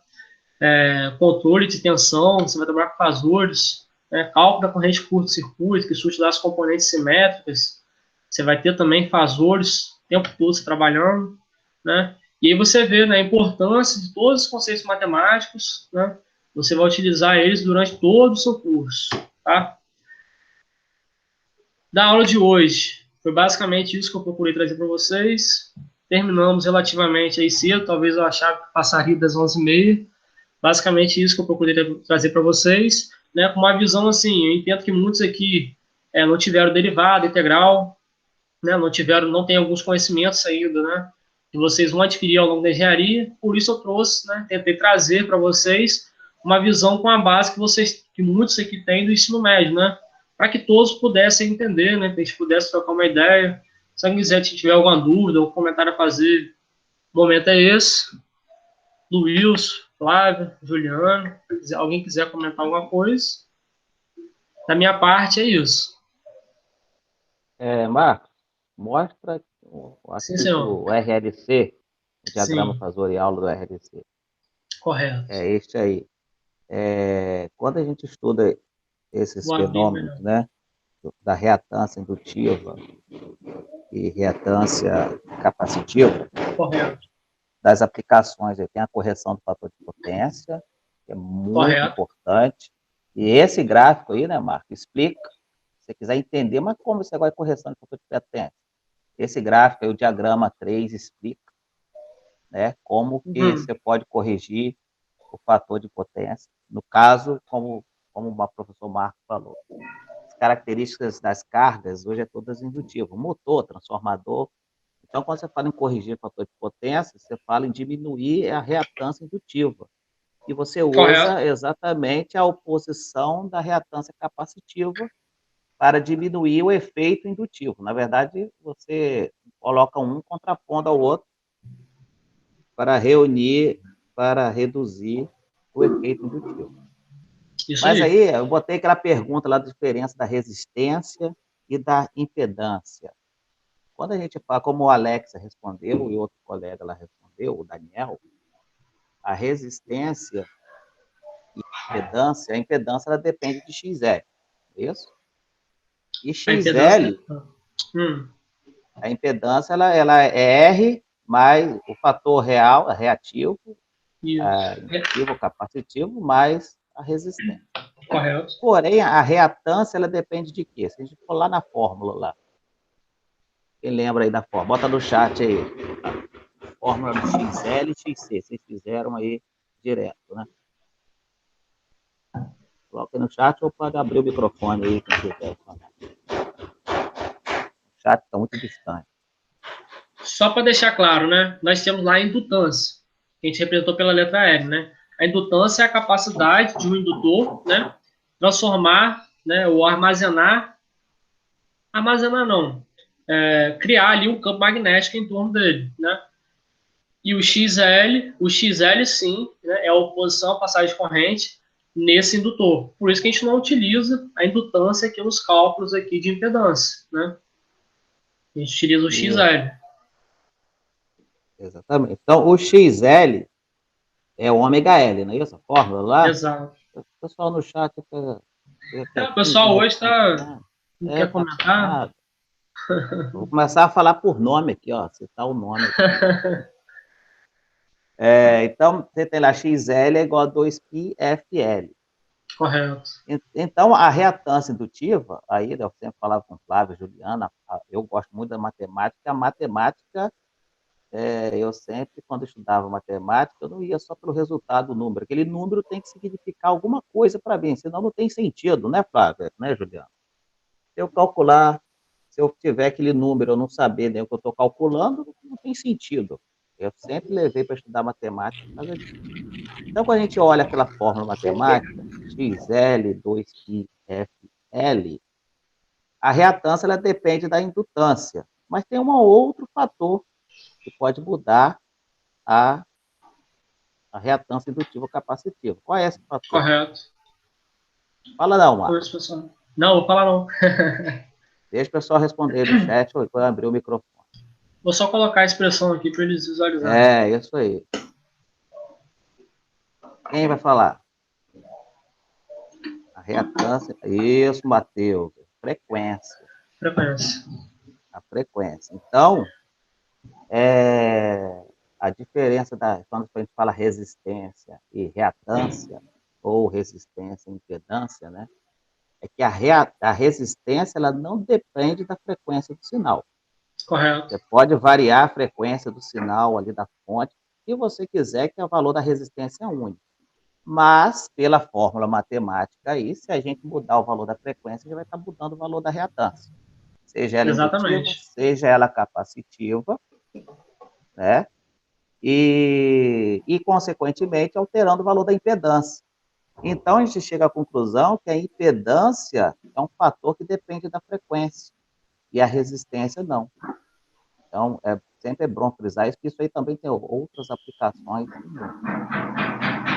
Então, voltando lá naquele gráfico lá do RLC, sim, você colocou lá, todos concordam que vai existir um ponto em que eu posso anular do RLC. Não, esse aqui é o RC. É o 8. Esse aí. Eu posso igualar XL igual a XC. Posso? Pode existir um ponto que XL vai ser igual a XC? E eu alterando apenas a frequência, vai existir um valor de frequência X. E aí eu vou deixar para curiosidade do pessoal aí descobrir, depois relata aí o professor Marcos, a Flávia, a Juliana. Existe um valor de frequência X, em que XL vai ser igual a XC, e XC vai ser igual a XL, e meu Z vai ser igual a R. Não sei se vocês entenderam. Então, é possível você calcular esse valor de frequência X, em que Z vai ser igual a R, mesmo tendo indutor no circuito, mesmo tendo capacitor no circuito. Tá? Esse fenômeno é chamado de ressonância. Exatamente, frequência e ressonância. Isso tem aplicações muito da parte de telecomunicações, filtros, para você calcular o fator de banco de capacitores para corrigir potência, filtro passa baixa, passa alta, que seria um outro mini curso, né? Que a gente poderia Exatamente. fazer para São aplicação. muitos dobramentos que a gente tem a partir do circuito RL, RLC. São muitos assuntos que a gente pode abordar. Juliano tentou Juliana, soltar a ficou forma. Fala aí, curiosa. Juliano. Abre o microfone aí, Juliano. Professora Vocês querem Juliana. fazer a dedução dessa fórmula aqui agora? Assim, basicamente, né, por exemplo, como o Luiz falou, em certa frequência, XL vai ser igual a XC, né? E qual frequência seria essa, né? Basta eu botar aqui XL, que é igual a WL, igual a XC. Então, teria assim, WL é igual a 1 sobre WC, né? Aí eu isolaria a frequência aqui na fórmula, eu acharia a fórmula da frequência de ressonância, né? A partir do valor de indutância, de indutor e capacitor. Basicamente, para fazer o cálculo da frequência de ressonância, basicamente teria que fazer isso. Essa abordagem que você falou, assim, é bastante interessante, né? A gente utiliza bastante lá em filtros, né? Na parte de telecomunicações, essa frequência de ressonância é muito Ah, Juliano já aplicável. fez aí, ó. Já fez? Exatamente, vai dar raiz quadrada de 1 sobre LC. Né? Aí você vai, no caso, né, a frequência de ressonância é igual a raiz quadrada de 1 sobre LC, ou 1 sobre raiz quadrada de LC. Nessa Eu não, frequência, eu não pode sei, falar. Marcos. Lá no MATLAB é fácil. Eu não conheço o MATLAB. Correto. Alterar essa Rapaz, eu estou frequência. mexendo há pouco tempo. Consigo alterar a frequência. Esse é o Quer fazer uma. exercício aí, calcular essa frequência de ressonância para esse último circuito Vamos RLC fazer a frequência de ressonância aqui? e alterar aí no Só circuito. vou pedir que me ajude aí na conta aí. Ó. Lembrando que o indutor é 10,62 vezes 10 a menos 3. O capacitor é 369,13 microfarad, né? Isso. Faça uma conta minha e vê quanto dessa frequência de ressonância que eu vou fazer aqui também. Só procurar a calculadora científica aqui. E aí eu vou alterar essa frequência na fonte e a gente vai ver que um vai anular o outro. Tem que anular, senão a teoria Senão tá errado. senão tá errado. Assim, Joga a os gente livros vai, fora. a gente vai ver aqui que vai dar aproximadamente, né? Porque está trabalhando com números quebrados, mas a gente vai ver que a tensão e a corrente vão estar ali em fase. Aí, frisando, gente, que como a gente está com um tempinho aqui ainda, o objetivo desse nosso laboratório é explicar, a aplicação, né, das operações com vetores e números complexos, como isso é aplicado na engenharia. Claro que vocês vão ver tudo isso lá na frente, a parte de eletromagnetismo com física 3, circuitos 1, circuitos 2, com o professor Marcelo, que está aí nos acompanhando.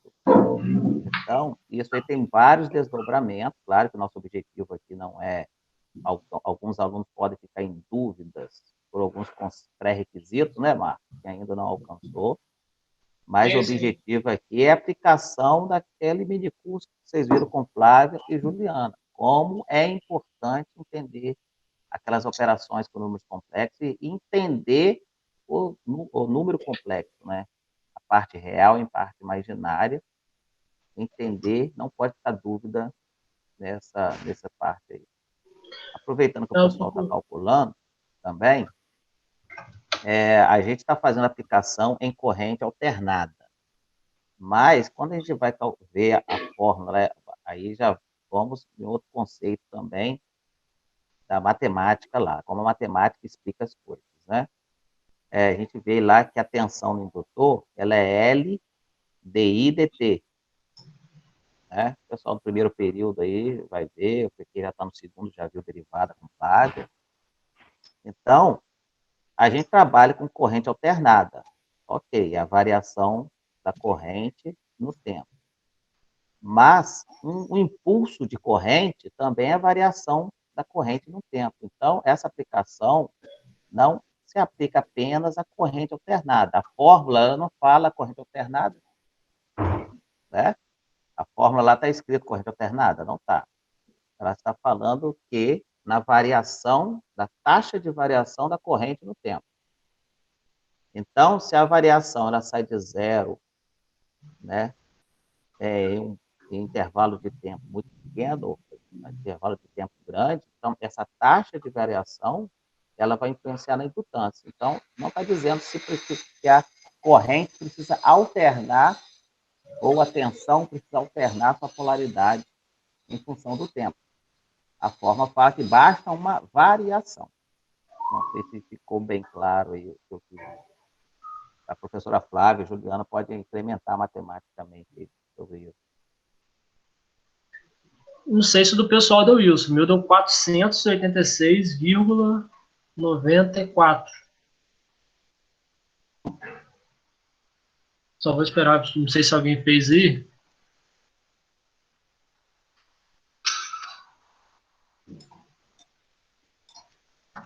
Aproveitando a lista de presença, hein, gente?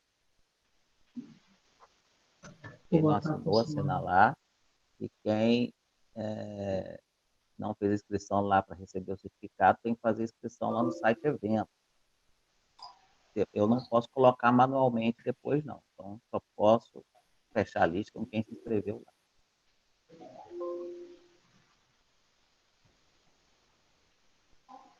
Acho que não deu certo, não.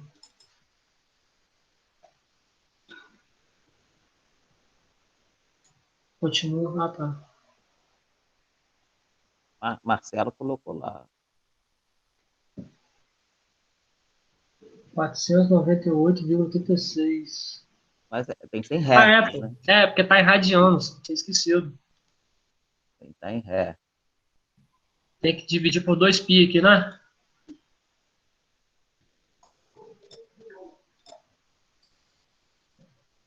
Acho que é isso. Não, não é isso, não. Calma aí. Não, não é isso, não.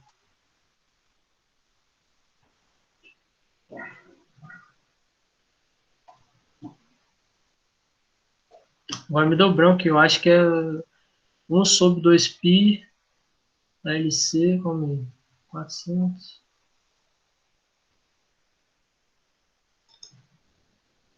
Deixa eu ver a caneta aqui. Só consigo visualizar as coisas quando eu boto no papel. De cabeça, assim, é difícil pra caramba. Aí depois você achou o ômega? Olha lá, deu 79 Hz, o pessoal está botando no chat. Aí eu não estou calculando. 79? Do 79 mesmo? Achei estranho, achei pequeno. 79,32. É porque tem que dividir o valor que eu achei por 2π, porque tá em radianos, né? Você calculou em ômega, né? 19,32.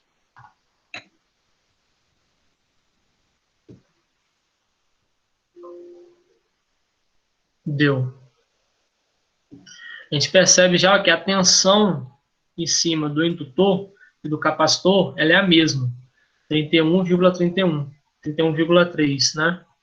E aí eu vou analisar aqui, ó, o gráfico da tensão e da corrente, né? E aí, ó, eu posso notar, né, que nessa frequência XL foi igual a XC, por quê? Ó, eu tenho um circuito que a defasagem entre a corrente e a tensão é zero, certo? Tanto a corrente quanto a tensão, né, saem aqui da referência zero. Elas estão em fase, corrente e tensão, né? Ou seja, nessa frequência de ressonância, né, eu tenho um circuito em fase. XL, né,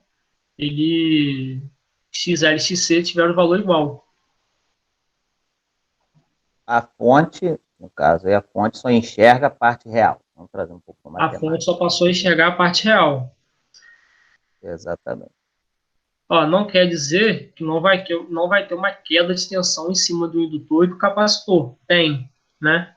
Mas lembra lá do cálculo lá que a gente fez do diagrama? Só que ângulos opostos. Né? Exatamente. Aí uma menos a outra, né? Eu tenho uma tensão, né, da parte reativa igual a zero. Então, eu só vou ter só a tensão da parte real. Isso implica em que nos circuitos? Essa questão da ressonância, assim, por exemplo, quando a gente vai fazer a correção do fator de potência, a gente tem que ter muito cuidado com a questão da ressonância, né? que pode levar a ter pode levar o capacitor a ter sobretensão, sobrecorrente. Então é importante o cálculo, porque assim, a gente tem dois tipos de ressonância lá, né? Tem ressonância séria e ressonância paralela. Mas assim, não vou entrar muito a fundo não, só para a gente ter um entendimento, né? Porque o circuito na qual o capacitor está instalado, né? Ele tem uma impedância, né? E com o capacitor vai formar um circuito RL, RLC, sério ou paralelo, né? E aí, se eu tiver nesse circuito alguma frequência, né, perto ali da frequência de ressonância, geralmente essas frequências que eu falo são de frequências harmônicas, né, eu vou levar a ressonância do circuito. E isso pode gerar sobretensões e sobrecorrência no meu capacitor, certo? Essa aplicação de correntes harmônicas é até uma aplicação que a gente pode fazer aí, né, Luiz? Para cálculo 4. A gente está planejando fazer com a questão de séries harmônicas. Tá? O pessoal falar no cálculo 4. São frequências diferentes da frequência fundamental, né? A frequência fundamental da rede é os 60 Hz. Quando tem frequências harmônicas, de segunda ordem vai ser 120 graus, terceira 180 e assim por diante, tá? E aí, se a frequência de ressonância do meu circuito lá, capacitor e impedância, né, da instalação, tiver uma frequência de ressonância próxima da frequência dessa harmônica, ocorre a ressonância e eu vou ter, né, sobretensões e sobrecorrentes no meu circuito, né? É uma aplicação. Enfim, são muitos assuntos, mas basicamente eu acho que deu para a gente trabalhar um pouco aí hoje. Acho que deu para a gente trabalhar bem o circuito RL, RLC, série, né? Exatamente. Show. Eu disponibilizei aí que a Jade pediu a lista de presença. Essa gravação eu vou colocar, vou disponibilizar aos professores, né? E também colocar lá no site da engenharia. Vou colocar aqui também, para quem nunca acessou o nosso site da engenharia, para acessar. O computador agora está funcionando normal, só a placa de áudio que deu algum problema. Sobre a apresentação, os slides, Marcos, Sim, depois, se você quiser, você pode disponibilizar.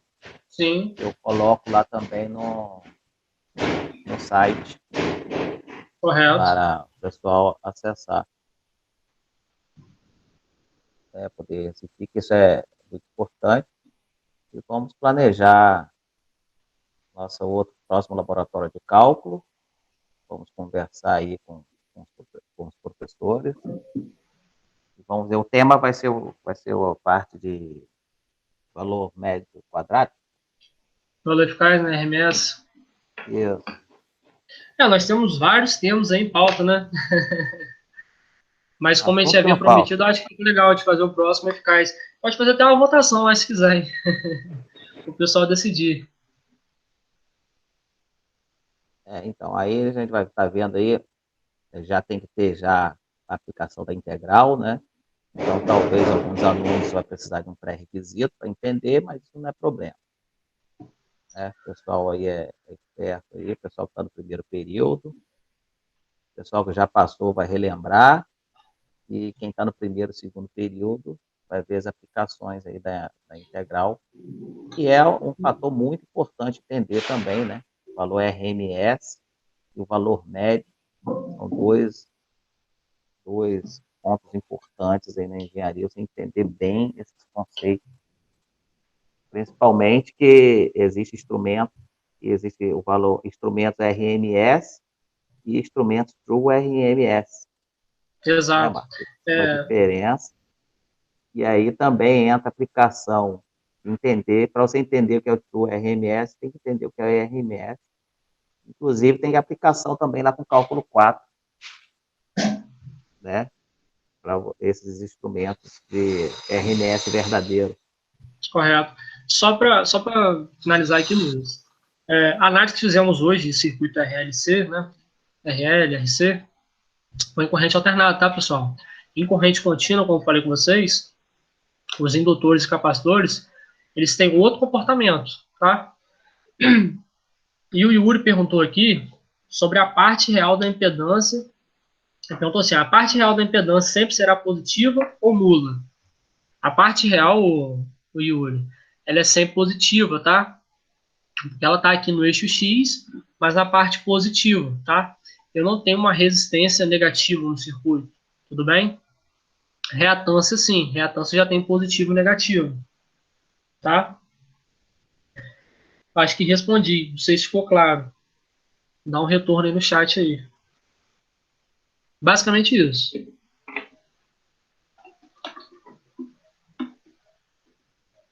Show de bola, então.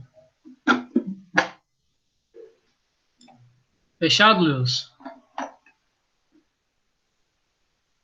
Fechado. Então, eu queria agradecer a todos, professor Marcos, a professora Juliana, a professora Flávia. Hoje, o laboratório de hoje foi continuação do que foi visto na semana passada. Então, a semana passada foi vista uma revisão matemática, e hoje nós estivemos aqui no laboratório, né, nesse laboratório virtual, mostrando a aplicação de todos aqueles conceitos que vocês viram. Então, no próximo encontro, vou estar divulgando a data aí, vou estar vendo aqui, em particular com os professores. Tem uma data propícia aí para a professora Juliana, sabe, professor Marcos, e está vendo aí, divulgar aí essa nova data para esse novo encontro, que a gente vai fazer da mesma maneira. A gente vai fazer a revisão matemática com a Fábio ou com a Juliana, uma das duas, ou com as duas, a gente vai definir aí da melhor maneira possível, e depois, na sequência, a gente vem com a aplicação no laboratório. Lembrando que na quinta-feira agora, já convido a todos, teremos uma webinar com o professor Walter, que já está lá no site do evento, .centro.if.edu.br, para vocês se inscreverem, para quinta-feira agora, à noite, um webinar com o professor Walter. Espero todos lá, todos se inscrevam lá nesses eventos, está sendo muito importante. A semana que vem, já adiantando aqui, já teremos o outro minicurso com o professor Sérgio, que também estará ministrando sobre projetos de fontes chaveadas, como ele falou na última webinar. Então, já temos para quinta-feira agora, e para a semana que vem, também teremos com o professor Sérgio. Está lá no site eventos, também vou colocar lá. O professor Sérgio, nem lembro se eu coloquei, mas se eu não coloquei, vai estar disponível lá. Já fica já aqui o convite para vocês para a semana que vem. E já temos palestra também para final de julho. Toda semana a gente, no mínimo, pretende fazer um evento de webinar ou mini curso, tá? Toda semana a gente vai aprender a fazer isso. Obrigado a todos aí, pessoal do outro curso, os professores presentes, professor Jorge, professor Marcelo, professora Flávia, Juliana e outros aí que estou vendo na lista aqui, que deve ter passado aqui, mas agradeço aos professores aí que estiveram presentes. E até mais, pessoal. É um bom dia ainda, né? Terminamos Bom cedo. dia a todos. Gostei desse horário, termina Não, melhor. no horário bom. Eu acho que algumas pessoas entraram 10 horas, acostumadas com 10 horas, mas os próximos nós vamos fazer 9h30 também.